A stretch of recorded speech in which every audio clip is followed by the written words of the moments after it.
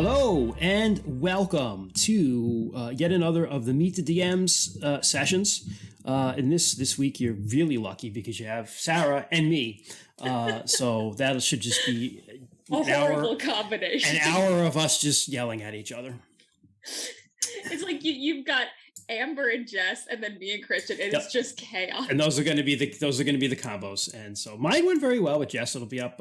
We're doing this actually the Friday. We're recording this the Friday before that will go up. So I'm actually interested to see what everybody thinks of that one. I thought it went well, but Jess and I drank. Jess is a sweetheart. Jess is the best of all of us. We say that. She is. I say that all the time, and I mean it. Yeah, and I'm the worst, and I mean that too.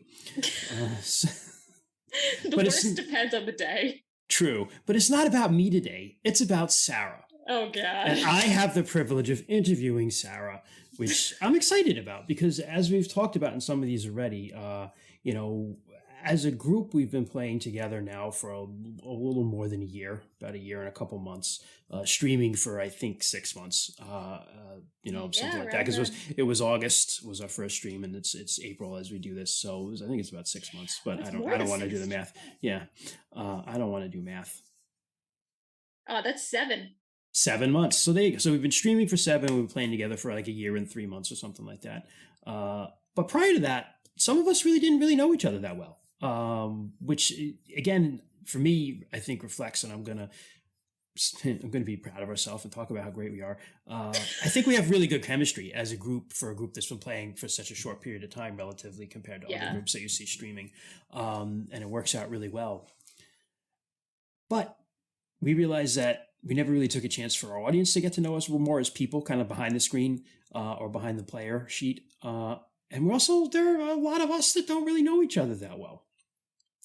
For instance, when Jess interviewed me, that was really the first time Jess and I ever hung out, just the two of us. And I think this is the first time you and I have ever really talked, just the two of us. Maybe we were doing some other stuff, but we never had one-on-one time. So background for Sara and I, we had been playing for a year prior to DMs After Dark. So it was really an amalgamation of some different groups, but I got involved in a Pathfinder game that Sara was running at the library about a year prior to that. And then that led to being sucked into her wonderful friend group, which I'm happy about.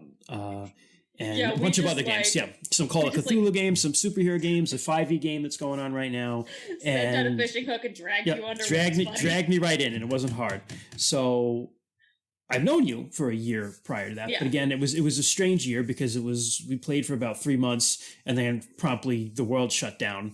And then there was a pandemic. Yeah. Everybody became just a face on a screen, more or less, which I think in some instances accelerated friendships, but in other instances, also you get to know the person better, but you're not actually spending time with them because it's all of a sudden you're downstairs in your basement in your pajamas hanging out with them. So there's that, they become someone who's in your house, kind of psychologically, at least to a point, but you're also not seeing them. I guess my friend's in this box here. Right, my friend's in the box on the screen, right? But, so, let's learn more about you, Sara. I'm looking forward to it. And we have some questions we're going through. We're going to just go and take the conversation where it goes. But I know for a fact, and I want to start with this because I know you have a really great story about how you were introduced to Dungeons & Dragons. And those are actually the first 2 questions we've all as a group kind of come up with, which is who introduced you, what game was it? And the second part of that was what was your character? Those 2 go very, very good hand in hand. But I know you have a great story about this. So why don't you tell us? So you did say it. So my first RPG experience was Dungeons and Dragons. It was Dungeons and Dragons First Edition, the basic box is what we're talking about. And I was introduced to that by my grandfather. My grandfather was so cool. It's first off the bragging rights I have right there. Mm-hmm. But so he was before he retired, he was a high school teacher. He taught French, and he had a couple of students come up to him one year, and we were like, "Hey, we want to start a D&D club." It had just come out. They're like, "We want to start a D&D club, but we need a teacher." And so he was really chill. He was like, "Yeah, sure, whatever, I'll hang out." And then he ended up being part of running and being part of that group for 3 years, and so he got really into it.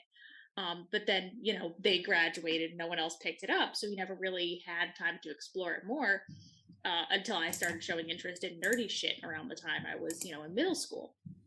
So he was like, hey, why don't we try this? And I was like, absolutely. So we sat down at a table. It was me, him, my aunt, and my uncle. And we just sat down at the kitchen table, and my character, for folks who know first edition, I lovingly refer to her as my elf, because in first edition, elf was your race and your class. You're basically a maid with you're like a fighter mage, because you got some spells, but I think not at first level. I don't think, if I remember right. You did. Oh, you did. Oh, sweet. Oh, you did. You did, because I remember having some. The only spell I remember having was Charm Person. Oh yeah, super powerful. It's the only one I remember. Those are the two spells I remember from that edition. Sleep and Charm Person were like so overpowered back then. Sleep just ended fights. just fucking boom. No, so she was an elf. Her name was Alora. She was very generic high elf, like 6 foot tall, long blonde hair, purple white robes. Like, I remember her. I still have her character sheet somewhere. So that's something I actually really like about you, is your nostalgia with character sheets and characters so you played. I really, and I've come to know that. I've seen your character that you played when you got fully back in, and I think this is probably a good segue. So then, if I understand correctly, you've told me, but take us through the story, that there was like a gap of time when you weren't playing necessarily as many games or any games, and then you got back into it, I think, in college. Is that right? Yes. So we played for like a summer, and then I got back into school, and things got chaotic, and we never really got a chance to pick it back up. So I didn't get back into RPGs until my freshman year of undergrad. I had made a couple friends, and one of them happened to mention Pathfinder, and I was like, oh shit, like, I remember loving RPGs. Like, that sounds really cool. Can we take a look? And so there was just a group of 5 of us that just all gathered in his tiny dorm room, and he had a single. So it was just like all of us were squished in, just poring over these books. And so we were like, we want to play. And so it was me, my college roommate, and then 2 friends of ours who were roommates, and then this guy is the GM. And we played. That campaign lasted for the entirety of our freshman year, only stopped because 2 people left the school. And that's half the group. So, but yeah, that was what got me back into it, and what's made me like love it ever since, and try and play it consistently. That was Rise of the Runelords, right? It was, yes. Which is the campaign we're playing now. Yep, which is why I'm running it, because I played through it. We ran through about the first 3 chapters of Rise of the Runelords in that year, which is everything you guys have done in the group I'm running so far.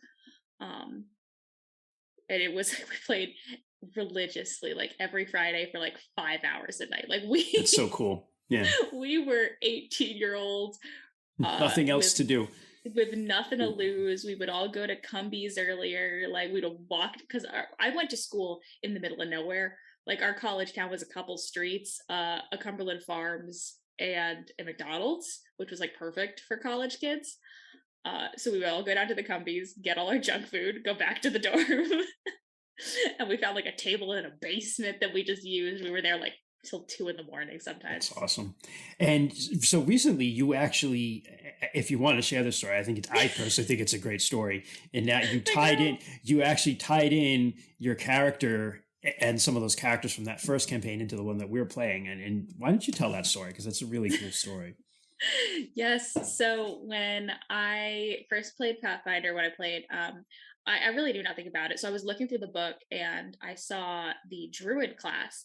And if any of you are familiar with Pathfinder, you'll know the Pathfinder has iconic characters for every class, which is just like an example. And the Druid was a gnome called Linny, and she had a giant snow leopard as a pet. And I looked at my DM, I pointed to her, and I said, I want to be her. How can I be her? And that was how it started. But in the campaign, that I've been running, we had a session very early on. I think we were still in person at this point. So I think we were like first or second, might have even not even been second level yet. I don't think. You might have been. I don't remember, because I remember casting Goodberry, and it like saved the party's life because we got our butts kicked by Pseudo in the basement. So if anyone knows Rise of the Runelords, this is very early on in the Glassworks in Sandpoint. Yeah. So this is where this happened. Basically, one of our players couldn't make it to a session, and it was a boss fight session. So I was like, oh, let me finagle something just in case shit goes down. And so I I had him get possessed, uh, which was hilarious because his character has a fear of ghosts. And I Yeah. basically they then took him to the local priest and was like, hey, what's going on? He's like, oh, there's a ghost there. They're not angry, they're just scared. And so the party has for 2.5 IRL years been carrying this ghost around in a little orb. They've been calling it Filbert. Yep. But what I have been doing throughout the story is at certain points, at certain fights, someone would get a flash of something that wasn't there. Or a feeling of something, and my best friend's character, who's been the one that was carrying around the little orb of Filbert, would every now and again just get like emotional pulses in the back of her mind that she recognized as being from Filbert. But basically, what I was secretly doing over these 2 years is Filbert was my old character Linny, who had gotten brutally killed during the game. And the other things that the others saw were other characters from when I played that got killed at certain points. So for those of you that know Rise of the Runelords, the first big boss fight in Nualia, Dragami, my snow leopard, got killed in that fight. I, as a person, was so inconsolable. I went up to my dorm room and bought a snow leopard plush immediately after session. You still have it, right? Because I think I remember seeing it. Yeah. Because I'm a big wimp. But they saw kind of the ghost of that, and then when they killed Nualia, like the character Sparrow, she felt like this huge relief coming from Filbert, because it's like, oh my god, the ghost of my best friend can pass on, is basically what happened. And then when they went further and fought Foxglove, they saw another character saw a glimpse of a elven woman murdered, whose spirit could move on. That was my old roommate's first character, Kalina. She played an elven rogue, and she got killed by him and then made a different character after. So I've just been stringing this thread along because I knew I wanted to, reincorporate Liddy, because it would be like really good. It would be fun for me because I like, getting to see her again. But I was also like, oh, I could just like thread other things through with the other characters that died. So yeah, and it became this. Go ahead. No, just getting to finally I revealed this 2 days ago. Mm-hmm. As of this recording, so finally getting to drop that is so cool. Yeah, and it was a really cool subplot that kind of threaded throughout the whole Rise of the Runelords that we've played so far, and it really added to it. So that was cool. That was very cool. So now, Rise of the Runelords, if I understand, that's your first real time DMing. Is that correct? Yes. Yep. Okay. I had done I did one shots before. But this is my first ever campaign I've run, which is why I picked Rise, because I've played through half of it. Yeah, so it's familiarity. So I guess, I'll ask this question, and maybe, you should answer, because I know you began designing some of your own stuff. I know we're going off the path a little bit going forward in Runelords. But what do you remember as your first idea for an adventure that you made on your own? I made on my own? Oh, shit. That was a hard question for me to answer, actually, too, because my first efforts sucked. But I actually... So I don't think I ever completely improv'd or came from scratch with a game until stuff I've done during Runelords. Mm-hmm. I remember the first one shot I ran was back in undergrad for the guy that was our DM that time. For his birthday, I ran a one shot so he could play for once. Mm-hmm. But I don't think I've actually done any. No, that's a lie. That's a false lie. And I just remembered what it was. So in my home group, one of the things we commonly do is give our DM the holiday season off because he works in retail. And he just suffers for a month and a half, and we're very sorry. So a couple of us, me and then another friend of ours, had decided, oh, we'll DM some sessions. And I can't believe I forgot this. I did a one shot where these various characters were called and summoned to this place by this centaur woman, and she was like, you know, my mistress is having nightmares. I know where they're coming from, but I can't deal with it on my own. And so they went through this dungeon and fended off these like nightmare monsters. I remember having one of my favorite parts of it was I did a floor puzzle. Cool. And they started to quickly realize it was just a Minesweeper map. And the whole floor puzzle was them playing Minesweeper. And they had a lot of fun with that. I was very proud of it. Those are the best sorts of puzzles, actually, because it's like, you know, they don't, once you get it, like once you understand, like, oh, it's just Minesweeper, or it's just this, or it's just that. Not only is there's a funny, like, kind of meta joke there for everyone that's at the table, but then you also like enables them to get the puzzle quickly, you know, if they're familiar with it, which is good, because nothing's worse than a puzzle that people just can't understand. And you're just sitting there like, oh god. I'm always so nervous when I run puzzles because I'm like, this might make sense to me. This might make no sense to anyone else. So that's why I stole Minesweeper. I literally Googled Minesweeper maps and just picked one, doodled it on a piece of paper. And so as soon as they realized that, they're like, oh my God, this is great. I was like, yes, I've won. I did something. And they fought the nightmare monsters. Those were fun because they kept duplicating each other themselves. Oh, cool. They got smaller each time, but they kept duplicating, which was just fun to fuck with people. But then when they were done, the centaur was like, the mistress wants to thank you. And so she walks them out the front door of the mansion they're in, and then they realize they are the size of toys and they were in a dollhouse this whole time. Oh, wow. And the room around them is huge and massive, and the person that they were killing the nightmare creatures for was a 5-year-old version of my character from our main game. Oh, so cool. I essentially wrapped all these characters up in my character's backstory from when she was a little kid. That's awesome. And they actually the centaur was like, as soon as they stepped into the room, they're like, oh my God, wait, she is an action figure, essentially. And she became a little NPC in the main game, so my character could cast Find Familiar and summon her as just like her friend. Cute. Yeah. So that oh, when I just hit my table. You that was your first time ever DMing them when you did that one shot? My first time DMing was the one I did back in undergrad, but that was the first time I created an adventure. That's cool. So talk about your first experiences DMing, because this is something that, you know, a lot of people are very nervous to take the jump, and even when people do take the jump, sometimes it's, you know, they find it's not for them or they don't like it very much.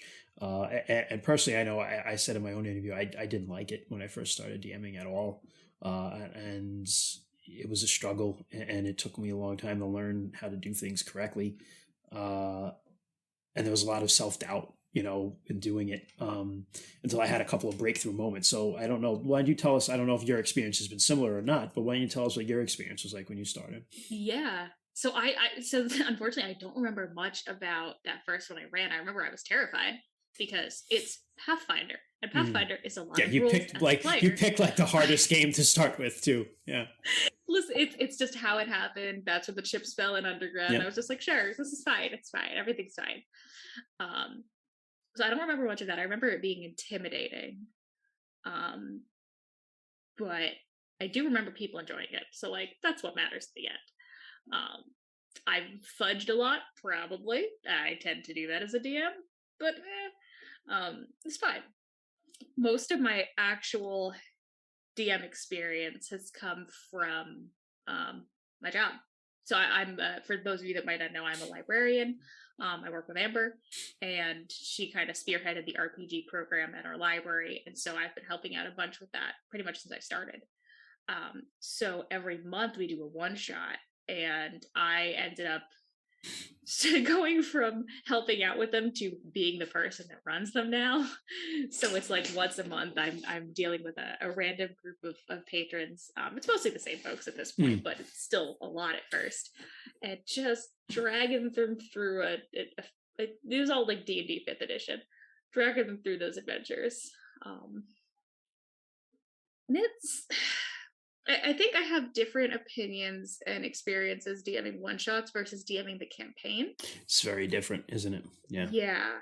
Like, I enjoy the campaign a million times more, honestly. It is a lot more work overall, but once you start to get comfortable with your group, not even I wouldn't even say you have to be 100% comfortable with the system, because it's for me it's Pathfinder. I don't know all the rules. I Google a lot, and that's fine. I don't know. I'm playing a druid in Pathfinder too, in that campaign, and I think I've explained this to you. Like, I have no idea at all how the shape change, druid shape change, wild shape ability works in Pathfinder. I don't even attempt to understand it. I just go with what 5th edition is, because it's just too hard, and it doesn't matter. Yes. And that's the thing, is that I am very fortunate in that this group is very like loosey-goosey with some of the rules, and that you guys let me be like, hey, this rule is bullshit. I'm going to pretend it doesn't exist. Looking at you, armor, spell, chance, failure. Oh, yeah. Bullshit. Yep. That is my soapbox. It's the worst rule in Pathfinder. I will never use it. That's a rule that's been around forever, because, and I remember it from the elf and dwarf days of D&D, and I really think it was simply because they had a broken game if you had like an elf wearing plate mail, and it's like, oh well, now you can cast spells and be hard to hit. That's not fair. And they were concerned with game balance, but they didn't understand, I think, how to properly balance games. So they came up with that bullshit, and some slapped on some stupid rule about how, like, oh, the armor interferes with like the magic currents or whatever. It's just like, this makes no sense whatsoever, because why would a cleric be able to wear armor then? And exactly. So yeah, it was always been. I've never used that rule ever in anything that we've ran into. I will say I'm a fan of 5e's just blanket armor proficiency. If you're proficient in it, you can cast spells and it done. Mm-hmm. Like, that's fine. Yeah, it makes more sense that you don't know how to wear this, so you're uncomfortable in it. Yeah, and that's fine. Yeah. I lost my thought before my soapbox. Oh god. We change rules as we see fit, and don't pay any attention to anything. Yeah.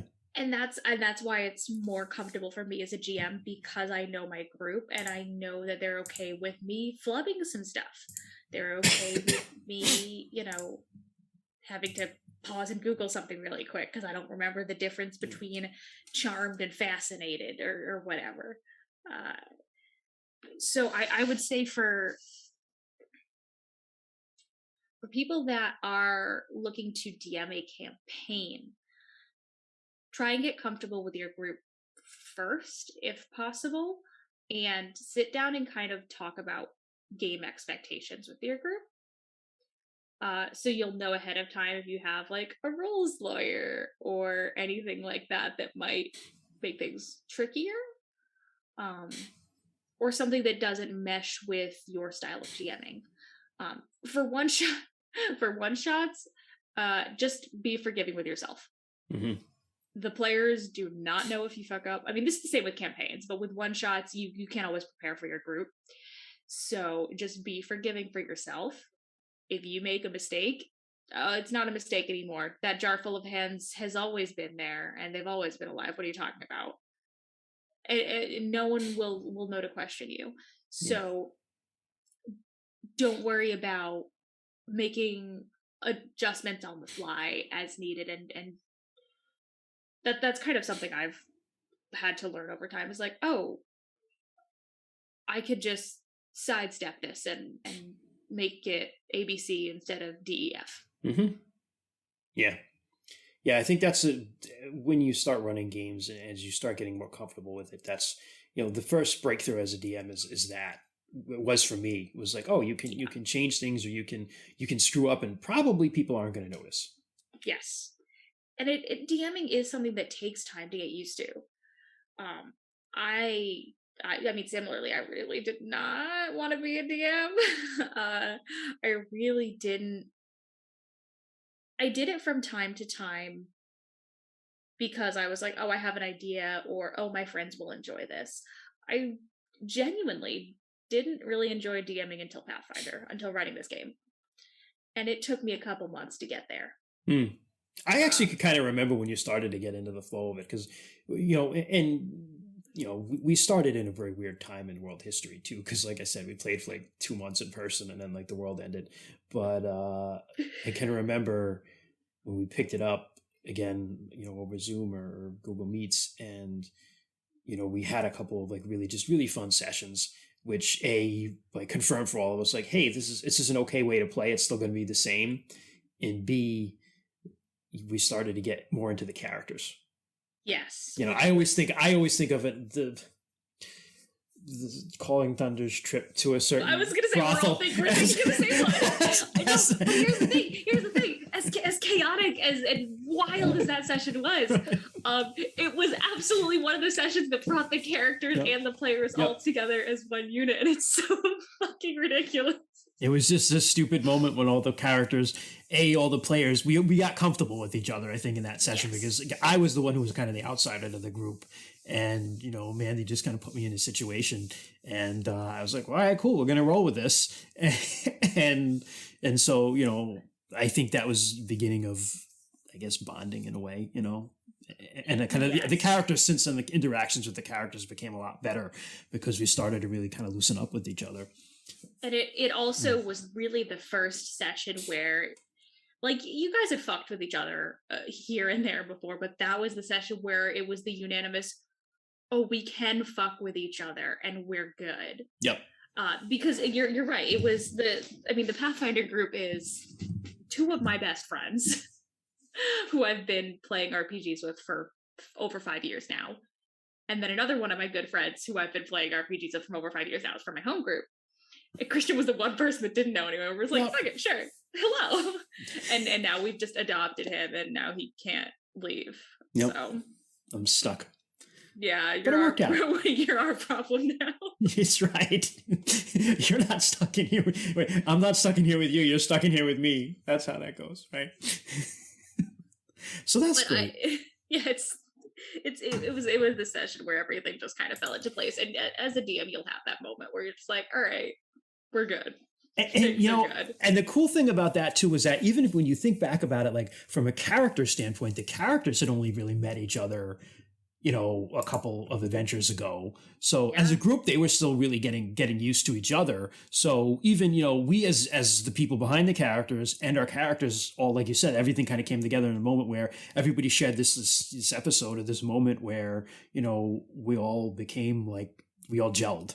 Because it was just like, oh, okay, we can, it's okay to go there. It's okay to say these things. It's okay to let your hair down a little bit. And it's okay. We all kind of, like, the characters themselves got to know each other a lot better. And some of them more than they wanted to. And the players, too. So, again, probably some of them more than they wanted to. And now it's good chaos. And Pathfinder is, I look forward to it so much every week. Yeah, me too. It was a great session on Tuesday, too. So, thank you. Thank you. So, all right. So, I think that covers the next couple questions. Let me just see what do we got on our list here. I talk a lot, damn. That's fine. This is what we're here for. I think we went, what's your favorite GM memory? Did we kind of cover that one, or do you want to cover it? It kind of has to. I think really it is that stupid fucking problem. It wasn't great.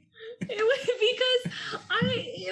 because I had been running from my office in the library for a bit at that point, but for one reason or another, that session I was at home. I think either we had like closed early due to a storm, or there might have been like a sleet storm or something. Yeah, or it was it was in early Pandini. So, but that was the first night, and I joke about this all the time now, but that was the first night I got to just close the book and shove it aside.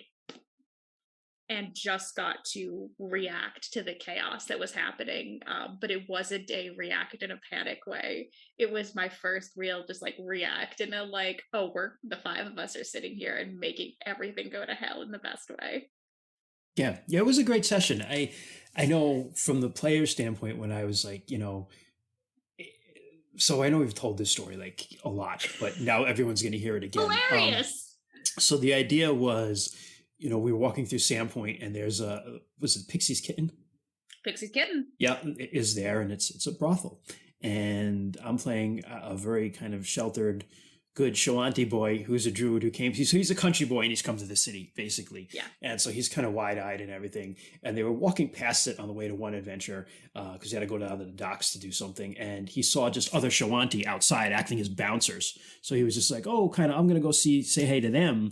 And then found out what went on in there. And was like shocked and came back and was like, what happened? Do you know what happens in there, to the rest of the group? And Sarah's best friend, Mandy's character, took that as, well, he's lonely. he wants to go in. He's lonely. He's not like shocked. And so they conspired to trick him into going in, and it worked out really well for him. And he met a girlfriend. He went into a brothel and came out with a girlfriend. Yep, exactly. But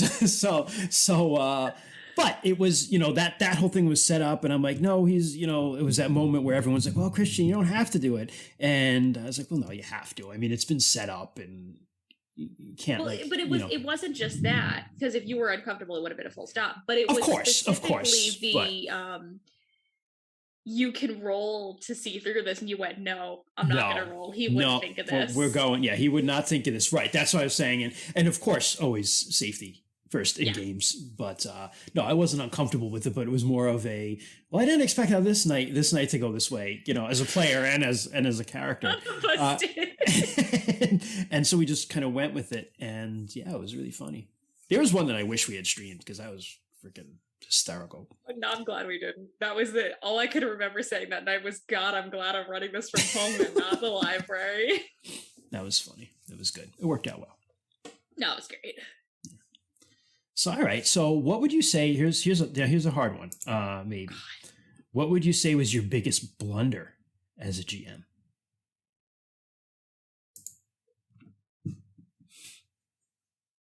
I don't know. I try and block those out.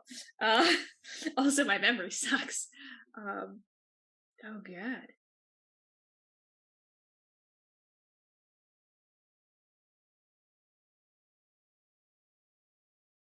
I know I've fucked up a bunch, but I genuinely am.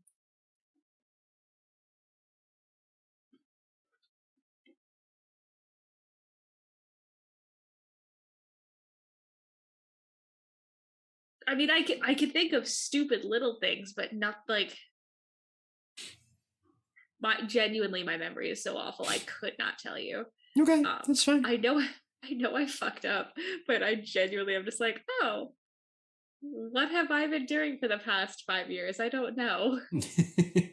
No, I find personally, like, there isn't a session I don't run that I don't come out of, and later on I'm like, oh, could have done this or that or whatever. But everybody you're always going to have those moments, or like, oh, I should have done this or should have said that, or oh, I wish I had thought of this at the time. But that's fine. You can't remember. I know I've done like in a one shot, I accidentally revealed what the thing they were fighting was, because I was, instead of just saying like, oh, it's her turn, I said it's the Banshee's turn, and they went, oh, a Banshee, and I was like, fuck. Yeah. But I know this is like random things here or there. I'm like, oh, that wasn't supposed to happen. All right, my problem now. And I just tried to roll with whatever happened as best I could. Honestly, that's the solve to it, is you just, whatever your players do, you have to keep a straight face and act like there was what you planned on them doing all along, and just roll with it. Unless they really break something. Yeah. And then you might have, and then you just, right. And there's nothing wrong with saying, if at that point, like, hey, listen, like, you went into a place I never imagined you would, and I'm not prepared for it, and we're going to have to, like, end early tonight, or maybe just hang out a bit, and, let me do some work, and we'll pick this up. Yeah. There's nothing wrong with that. All right, let's, this is what I'm actually looking forward to listening to your answer on. What is a dream encounter campaign or idea you haven't been able to run yet? So what is Sarah's dream? I'm more interested in like your dream campaign, but I'll settle for lesser than that. This is a dumb question. Holy shit.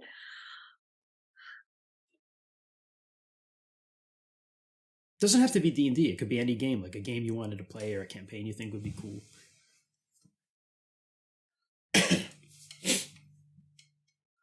mean, I know there's a lot of games that I haven't played that I really want to.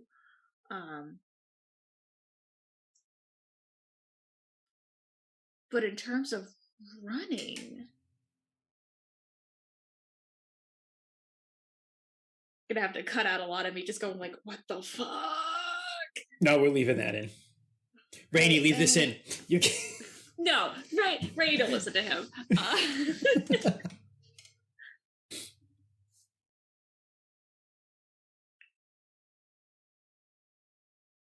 I don't because my problem is, I'll say this, is I always think of games from the player's side first, because like I said, I don't do a ton of, I say I don't do a ton of DMing. I DM every other week. But I guess it's not like, DMing isn't my primary objective in RPGs. It's something I've picked up. Which is a lame thing to say for a show where we are all DMs. I'm like, I just do it. I don't know. So many of the ideas and concepts I've had for dream stuff I want to do is through playing. But in terms, you can tell us some about some of those too, though.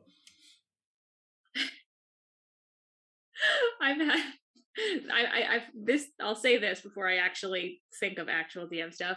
I have a really stupid D&D character concept I wanted to play forever, and I've just never found the right game to play her in.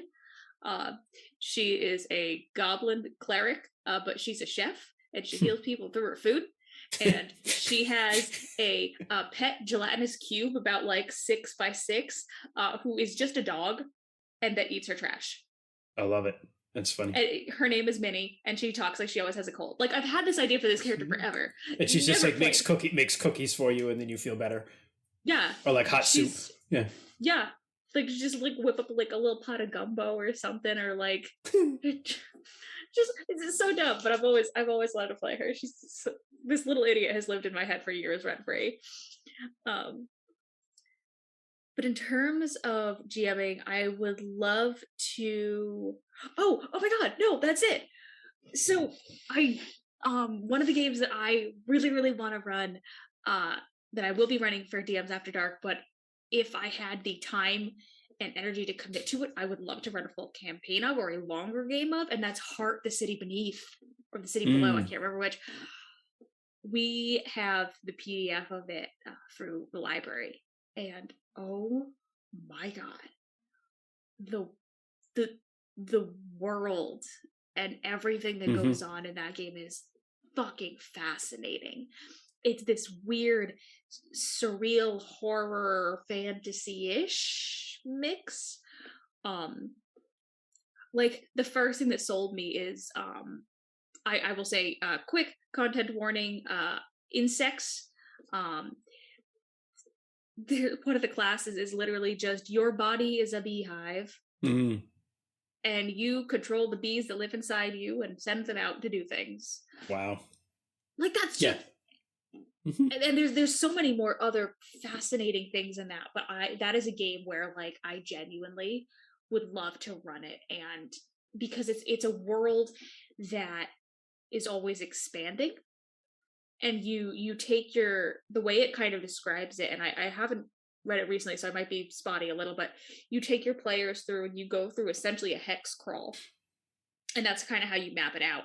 And you're slowly creating your map of the heart. And then if you come back and play another campaign, you can bring back your old map and have future players encounter rooms that previous ones encountered or saw, and how they've changed over time, because the game encourages you to remember that the heart is a living thing, and there are constantly things going on inside of it. So say you play a game in January and then a different group of characters in May, well, things have happened in the heart between those two times. So you might find the same temple, but maybe it's completely torn down or dedicated to a different god. Or something, and it just encourages the world around you to continue building and moving. And really every cool. GM has their own unique heart, and it's so fucking cool. Yeah. See, that's like, I think that the difference for me, when I really like started liking to DM, that's what it took. was something like that really, and I said this on my own interview, so go back and listen to my interview with Jess, which is excellent. But I nerded. She asked me like, what campaign do you want to run? And I nerded out for like 5 minutes on RuneQuest. Can I guess? Was it Conan? No, it was RuneQuest. Oh, that's right. Yeah. That's the Conan is cool too, but I don't know that, like, I want to run one shots of Conan, but I can't wrap my head around the concept of running a campaign in it, because the problem with Conan is the problem with a lot of other like IP games, intellectual property games, is that you've got this like huge giant character who just sucks up all the oxygen in that world, and how do you deal with that, you know? But no, it was RuneQuest, but other games before that have certainly, or campaign worlds or whatever in D&D, have captured my imagination. And, you know, when you were talking about that, I saw that, like, the light went on in your eyes, and I'm like, oh, this is exactly how I feel when I find a game that I really want to run. It's like, you know, it captures your imagination, or it takes hold of you, or it speaks to you in some way where you're like, for me, it's always like, I love this, I want to know more about it, but I also want to expose my friends to all this stupidity and see what they do with it. You know, it's like that desire to share with your friends. That's the difference between like a player and a GM. That's when you make the leap. That's what does it. Is you find something that you're like, oh my god, this is so cool. I want to share it with my friends. Yeah, I think the other thing, as you were talking, I thought of the other thing I would love to figure out. And it's an IP game, but I have to find the actual rule set, because I found a rule set and it was bullshit, so I have to look for another one. But Fallout. Modifius has a Fallout game. I have to look at it, because if it fits the way I want it to in my head, I would love to run specifically Fallout 4 timeline in Boston. Oh, cool. The Institute. Fuck the Institute. Fuck the Institute. You know I go full Railroad playthrough. Well, Railroad or Minuteman, but mostly Railroad every time. But yeah, that's another thing I would love to. It's because I love that world. I'd love to run the Fallout world. I have a tiny Nick Valentine that lives on my desk. That's awesome. So like, I love this. Very my cool. baby. But that's the other thing. Yeah. So like, you know, it's great when those things. That's always been, you know, it's.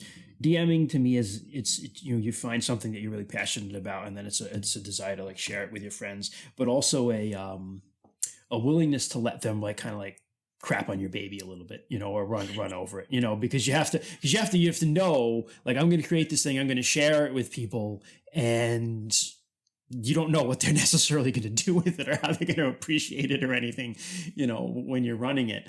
Hi, so it's a leap of faith. We love playing Avatar. I feel bad about Avatar. I really do. Especially since I've been watching more of it now with my kid, and I'm like, I'm sorry, Rainey. Fuck it. Was it Amber lined you up for the shot? You just had to make the home run. How could I have left that one pass, you know?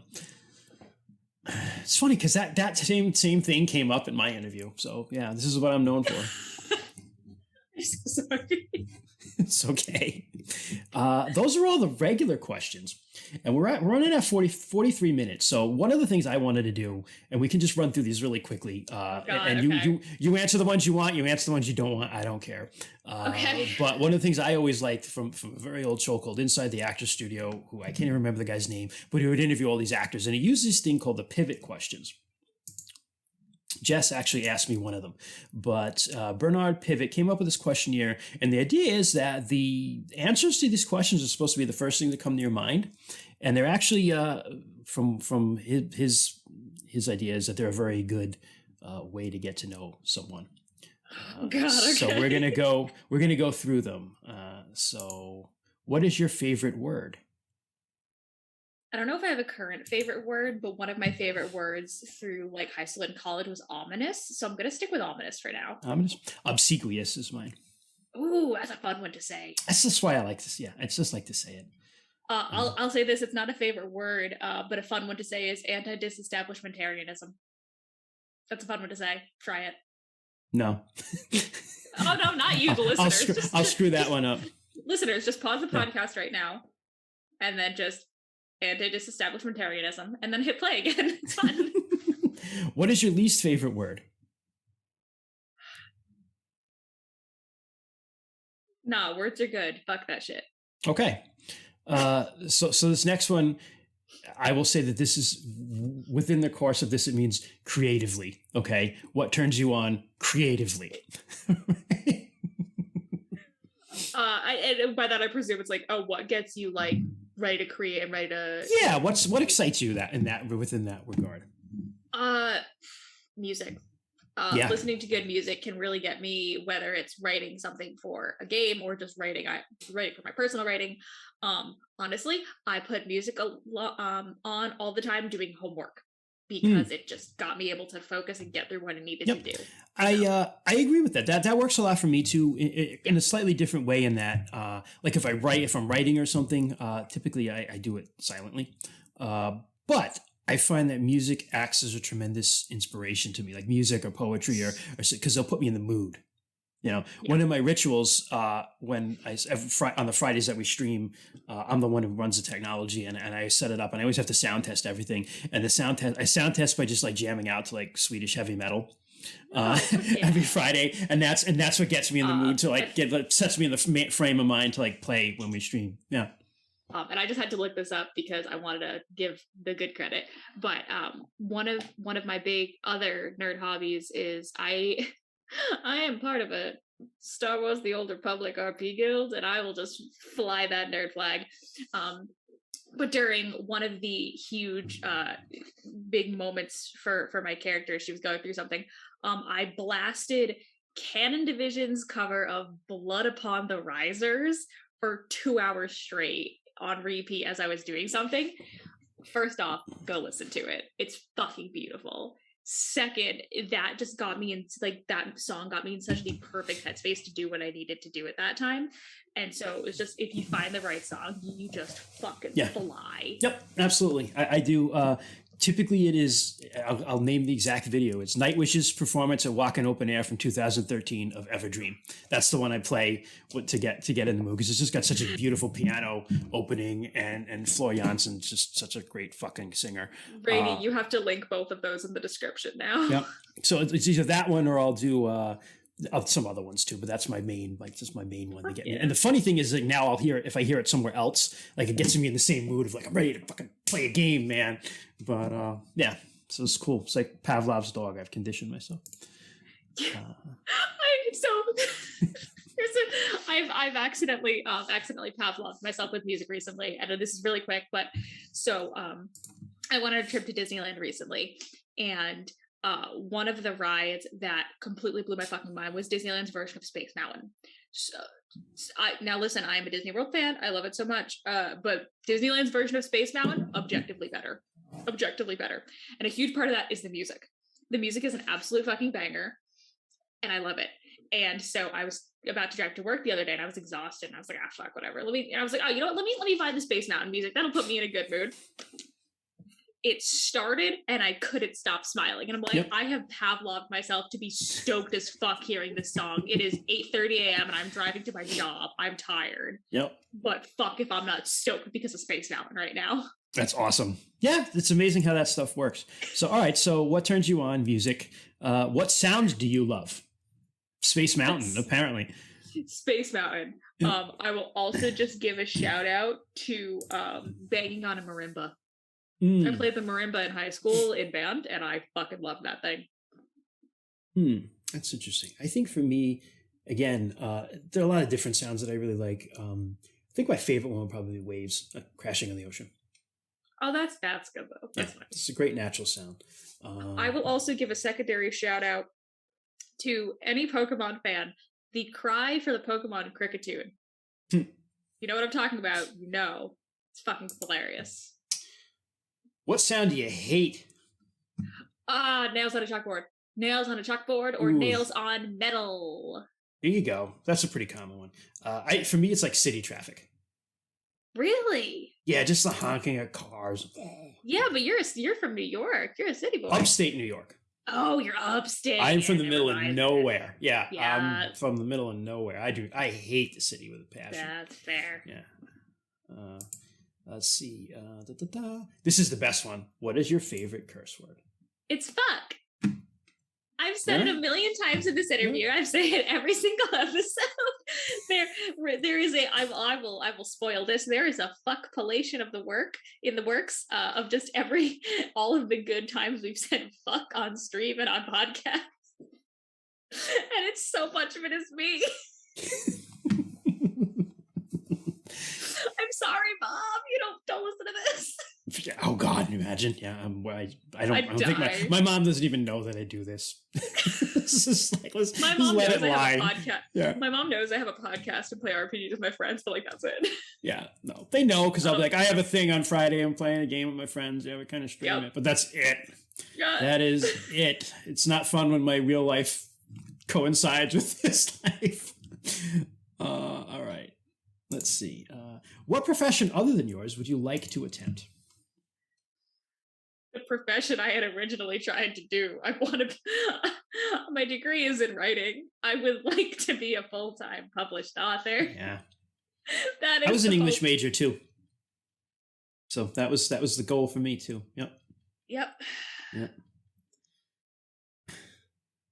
Ended up in a library. I mean, not that that's bad. I also have a degree in librarianship. Rip our dreams. What profession would you not like to participate in? Teaching. Yeah, it's brutal. I know a lot of teachers growing up. It'd be like, oh, you're an English major, you're creative writing. Wow, you want to teach? And I'm just like, fuck that. Which is hilarious that I work in a public library, but I hate people. I mean, I don't hate people, but I'm bad with people.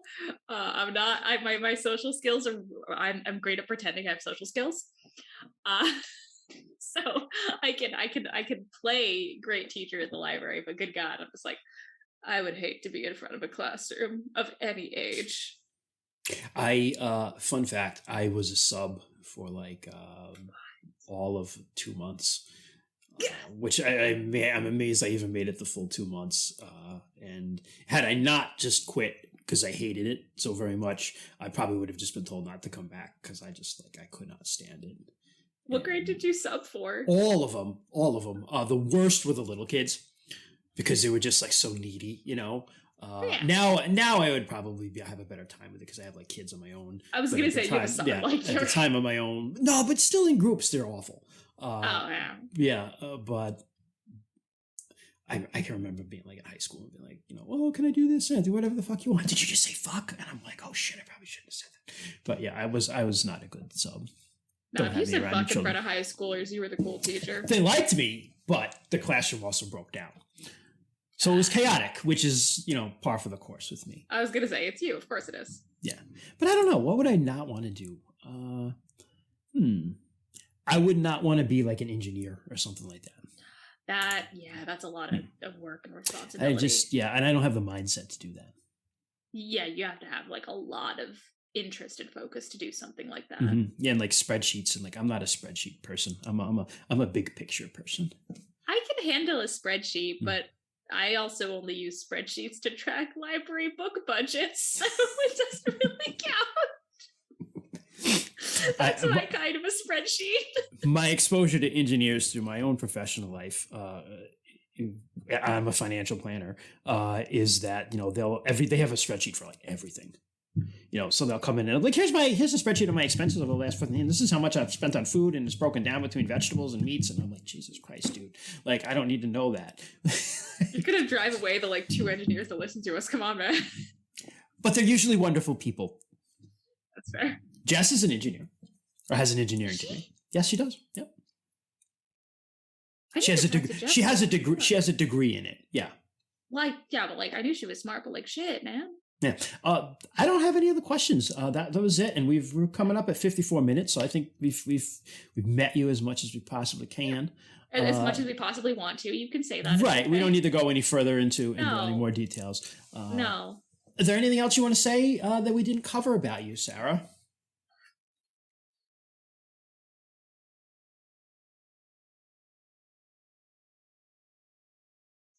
A lot of my comfort, or at least my getting better at comfort of DMing and just kind of throwing myself out there, and slowly trying to become less embarrassed about doing weird shit is I LARPed. If you want a wild experience where you really are just going to throw yourself out there, do it, and it genuinely will help your DMing and improv skills. That's awesome. See, there's something I didn't know about. You had mentioned it, but I didn't know a lot about it. So that's cool. Very cool. Oh, yeah. All right. I think we're done. So yeah. I don't know that we have much to apologize for, so I don't think I'm going to do our usual I'm sorry. Yeah, I mean, other than, cutting out the 5 minutes of me panicking because I don't know answers. No, totally leave that in. Shut your fucking mouth. See, I wasn't this aggro tonight until now. We're doing good. True. We are good. We're good. So that's it. Thanks for listening. There'll be more of these. We're trying to drop them every Monday, both in video format and podcast format over the next 6 weeks. We'll have all six combinations of us. So I'm basically done. I was interviewed by Jess. I interviewed Sara. We also had Rainey was interviewed by Troy. You are going to interview Troy. I am. Then we got Amber and Jess, Rainey and Amber. Amber and Jess is going to be fucking hilarious. I think well, they're just going to yell at each other for an hour. Lovingly. Yeah, lovingly yell at each other like an old married couple. They are an old married couple. Basically. We love you guys. Bye. Yeah. So that's it. So listen to us wherever you listen to shit. Watch us on our socials, and we'll be back tonight. As of this recording tonight is going to be the 4th and finale of our excellent Good Society session, which Sara ran. So all the credit to you in the world for running that, Sara. My job is done. I have ran Good Society. I can rest. We pre-recorded it, and I think it came out really, really good. So I'm excited to kind of share it with the world. It's a good one. I don't think we have a lot to apologize for on that one either. No. Yeah. No, I think I even said, it's like, I'm not sorry for this one. What the fuck? No, we did really well. It was very wholesome. Even me. Even you. Even me. I'm capable of it once in a while. And that's the lesson we learned here today, folks. Even the most chaotic among us can sometimes be wholesome. We can hold it together for 57 minutes. So thank you all for listening, and we'll see you real soon.